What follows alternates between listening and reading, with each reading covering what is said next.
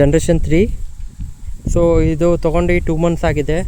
So ಇದುವರೆಗೂ 2000 kilometre ಓಡಿದೆ ಗಾಡಿ. ನೋಡಿ ಇದ್ರಲ್ಲಿ ನೋಡ್ಬೋದು, ಸ್ವಲ್ಪ ಫೋಕಸ್ ಮಾಡ್ತೀನಿ ಅಂತೇಳಿ.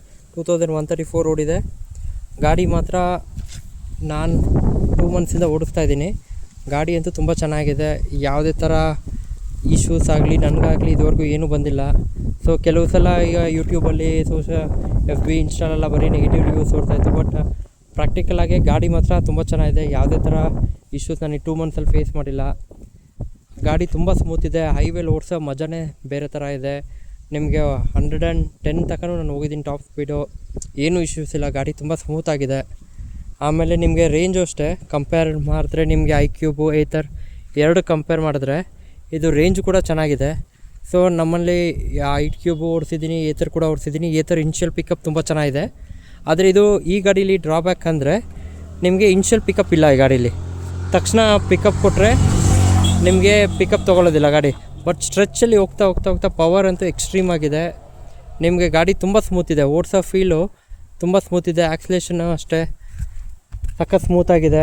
ಆಮೇಲೆ iQube ಕಂಪೇರ್ ಮಾಡಿದ್ರೆ iQube ಹಬ್ ಮೋಟ್ರು, ಇದು chain drive, mid drive motor, chain based run ಆಗುತ್ತಿದ್ದು. ಸೊ ಗಾಡಿ ಮಾತ್ರ ನನಗೆ ಇದು ಥರ ಯಾವ ಥರ ಇಶ್ಯೂಸು ಆಗಿಲ್ಲ.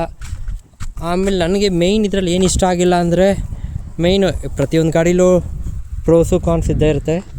ಸೊ ಇದರಲ್ಲಿ ಏನಂದರೆ ಆ್ಯಪ್ ಸ್ವಲ್ಪ ಸಿಂಕ್ ಆಗ್ತಿಲ್ಲ ಪ್ರಾಪರಾಗಿ. ಅದು ತುಂಬ ಮೈನರ್. ಅದೇನು ತುಂಬ ಮೇಜರ್ ಅಂತ ಇಲ್ಲಲ್ಲ. ನೋಡಿ ಈಗ ನಾರ್ಮಲ್ ಮೋಡಲ್ಲಿ ಗಾಡಿ ಓಡುತ್ತೆ. ಇಕೋ ಮೋಡ್ ಅಂತ ಇದೆ. ಸೊ ಇಕೋ ಮೋಡಲ್ಲಿ ನಿಮಗೆ ಟಾಪ್ ಸ್ಪೀಡ್ 43 ತನಕ ಹೋಗುತ್ತೆ. ಗಾಡಿ ಅಂತೂ ತುಂಬ ಸ್ಮೂತ್ ಇದೆ. ಯಾವುದೇ ಥರ ಸ್ವಲ್ಪ ಚೈನ್ ನಾಯ್ಸ್ ಬಿಟ್ಟರೆ ಟಾಪ್ ಸ್ಪೀಡು ಇಕೋ ಮೋಡಲ್ಲಿ 42 ಹೋಗುತ್ತೆ. ಸೊ ನಿಮಗೆ ನಾರ್ಮಲಲ್ಲಿ ಅಪ್ ಟು ನಿಮಗೆ 75-80 ತನಕ ಹೋಗುತ್ತೆ. ಸ್ಪೋರ್ಟ್ಸ್ ಮೋಡಲ್ಲಿ ಅಬೋವ್ 80, 110-115 ತನಕ ಹೋಗುತ್ತೆ. ಗಾಡಿ ಅಂತೂ ಲಾಂಗಲ್ಲಿ ಹೋಗ್ಬೇಕಾದ್ರಂತೂ ತುಂಬ ಸ್ಮೂತ್ ಇದೆ. ನಿಮಗೆ ಏತರು iQube ಎಲ್ಲನೂ ಅದು ಚೆನ್ನಾಗಿದೆ. 2 ಗಾಡಿನೂ ಚೆನ್ನಾಗಿದೆ. ಬಟ್ ಕಂಪೇರ್ ಮಾಡಿದ್ರೆ ಇದ್ರ ಪ್ರೈಸ್, ಈ ಪ್ರೈಸ್ ಸೆಗ್ಮೆಂಟಲ್ಲಿ ಈ ಗಾಡಿಗೆ ನಾನು 1,20,000 ಕೊಟ್ಟಿರೋದು. ಸೊ ಡಿಸೆಂಬರ್ಲೇನೋ ಆಫರ್ ಇತ್ತು ಅಂತ ತೊಗೊಂಡೆ. ಬಟ್ ಇದುವರೆಗೂ ಯಾವ ಥರ ಇಶ್ಯೂಸ್ ಇಲ್ಲ. ರೇಂಜು ಅಷ್ಟೇ ಕಂಪ್ನಿ ಇರುತ್ತೆ 242 ಅಂತ. 242 ಅಂತೂ ಬರೋದಿಲ್ಲ. ನಿಮಗೆ ಇಕೋ ಮೋಡಲ್ಲಿ 195 ಆ ಥರ ತೋರಿಸುತ್ತೆ. ಆಮೇಲೆ ನಿಮಗೆ ನಾರ್ಮಲಲ್ಲಿ ನಿಮಗೆ 150-145 ಬರುತ್ತೆ. ಸ್ಪೋರ್ಟ್ಸ್ ಮೋಡ್ ಯೂಶಲಾಗಿ ಯೂಸೇ ಮಾಡಲ್ಲ ಜಾಸ್ತಿ. ನಾರ್ಮಲ್ ಡೇ ಟು ಡೇ ಆ್ಯಕ್ಟಿವಿಟಿಗೆ ನಾರ್ಮಲೇ ತುಂಬ ಆಯಿತು. ಹಂಗೂ ನೀವು ಸ್ಪೋರ್ಟ್ಸ್ ಯೂಸ್ ಮಾಡಬೇಕಂದ್ರೆ ಲಾಂಗಲ್ಲಿ ಟಾಪ್ ಸ್ಪೀಡ್ ಅಥವಾ ತುಂಬ ಅರ್ಜೆಂಟ್ ಇದ್ದಾಗ ಸ್ಪೋರ್ಟ್ಸ್ ಯೂಸ್ ಮಾಡ್ಬೋದು. ಆ ಥರ ಇದೆ ಗಾಡಿ. ನಿಮಗೆ ಇಲ್ಲಿ ಒಂದು ಮೊಬೈಲ್ ಕೂಡ ಇಟ್ಕೊಬೋದು. ಈ ಕಡೆ ಒಂದು ಸ್ಪೇಸ್ ಇರ್ತದೆ. ನಿಮ್ಮ ಗಾಡಿ ಓಡ್ಸೋಕೆ ಒಂದು ಬಟ್ಟೆ ಆ ಥರ ಏನಾರು ಇಟ್ಕೊಬೋದು. ಕ್ರೂಸ್ ಮೋಡ್ ಅಂತೂ ತುಂಬ ಅಲ್ಟಿಮೇಟ್. ಇದು ರಿವರ್ಸು, ಇದು ಕ್ರೂಸು. ಸೊ ಕ್ರೂಸಲ್ಲಂತೂ ನೀವು ಕೈ ಬಿಟ್ಬಿಟ್ಟು ಆರಾಮಾಗಿ ಓಡಿಸ್ಬೋದು. ಬನ್ನಿ ಈಗ ನಾನು ತೋರಿಸ್ತೀನಿ ಕ್ರೂಸ್ ಮೋಡಲ್ಲಿ ಹೇಗೆ ಹೋಗುತ್ತೆ ಗಾಡಿ ಅಂತ. ಈಗ ಲಾಂಗಲ್ಲಿ ಹೋಗ್ತಾ ಇರ್ತೀರ, ಕೈ ಬಿಟ್ಟು ಓಡಿಸೋದಕ್ಕೆ ನೋವಾಗುತ್ತೆ. ಆ ಥರ ಏನಾರು ಇದ್ದಾಗ ನೀವು ಕ್ರೂಸ್ ಜಸ್ಟ್ 20 ಮೇಲೆ ಹೋಗ್ತಾ ಕ್ರೂಸ್ ಪ್ರೆಸ್ ಮಾಡಿದ್ರೆ ಗಾಡಿ ಆಟೋಮೆಟಿಕ್ ಹೋಗ್ತಾ ಇರುತ್ತೆ. ಹಾಗೆ ನೀವು ಮುಟ್ಟೋದೇ ಬೇಕಿಲ್ಲ. ನೋಡಿ 2 ಕೈ ನಾನು ಬಿಟ್ಟಿದ್ದೀನಿ, ಅದ್ರ ಪಾರ್ಗೆ ಅದು ಹೋಗ್ತಾ ಇರುತ್ತೆ ಗಾಡಿ. ಅಂದರೆ 2 ಕೈ ಬಿಟ್ಟು ಓಡಿಸ್ಬೇಡಿ, ಜಸ್ಟ್ ಇದು ತೋರಿಸೋದಕ್ಕಷ್ಟೇ.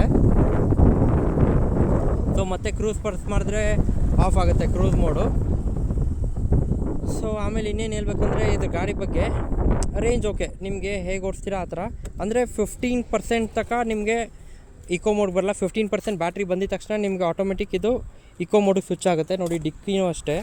ಬಟ್ ವ್ಯಾಲ್ಯೂ ಫಾರ್ ಮನಿ ಅಂತ ಹೇಳ್ಬೋದು. ಓಲಾ ಸರ್ವಿಸ್ ಇಶ್ಯೂ ಅಂತ ಹೇಳ್ತಾರೆ. ಬಟ್ ಸರ್ವಿಸ್ ನನಗೆ ಇದುವರೆಗೂ ಯಾವ ಥರ ಇಶ್ಯೂಸ್ ಬಂದಿಲ್ಲ. ನೋಡಿ ಬೂಟ್ ಸ್ಪೇಸು ಅಷ್ಟೇ, ಎಲ್ಲನೂ ಚೆನ್ನಾಗಿದೆ. ಚಾರ್ಜಿಂಗು ಅಷ್ಟೇ ನಿಮಗೊಂದು 4-5 ಅವರ್ಸಲ್ಲಿ 80% ರೀಚ್ ಆಗುತ್ತೆ. ಆ ಥರ ಇದೆ. ಬಟ್ ಕಂಪ್ಯಾರಿಟಿವ್ಲಿ ಇವಾಗ ನೀವು ಯಾವುದೇ ತೊಗೊಂಡ್ರು 1,70,000-80 ಆ ಥರ ಇದೆ. ಸೊ ಇದು ವ್ಯಾಲ್ಯೂ ಫಾರ್ ಮನಿ ಅನ್ಬೋದು. ಪ್ರೈಸ್ ಏನು ನಾವು ಪೇ ಮಾಡ್ತೀವಿ. ಸೊ ಅದಕ್ಕೆ ಗಾಡಿ ಮಾತ್ರ ತುಂಬ ಚೆನ್ನಾಗಿದೆ. ಸೊ ಇನ್ನು ಅಪ್ಕಮಿಂಗ್ ಡೇಸಲ್ಲಿ ಜಾಸ್ತಿ ವೀಡಿಯೋ ಮಾಡ್ತೀನಿ. ಸೊ ನಿಮ್ದು ಏನೇ ಕ್ವಶನ್ಸ್ ಅಥವಾ ಏನೇ ಇದ್ದರೂ ಕಮೆಂಟಲ್ಲಿ ತಿಳಿಸಿ, ನಾನು ಆದಷ್ಟು ಆನ್ಸರ್ ಮಾಡೋಕ್ಕೆ ಟ್ರೈ ಮಾಡ್ತೀನಿ. ಸೊ ಇಷ್ಟ ಆಗಿದ್ರೆ ವಿಡಿಯೋ ಲೈಕ್ ಮಾಡಿ. Thank you.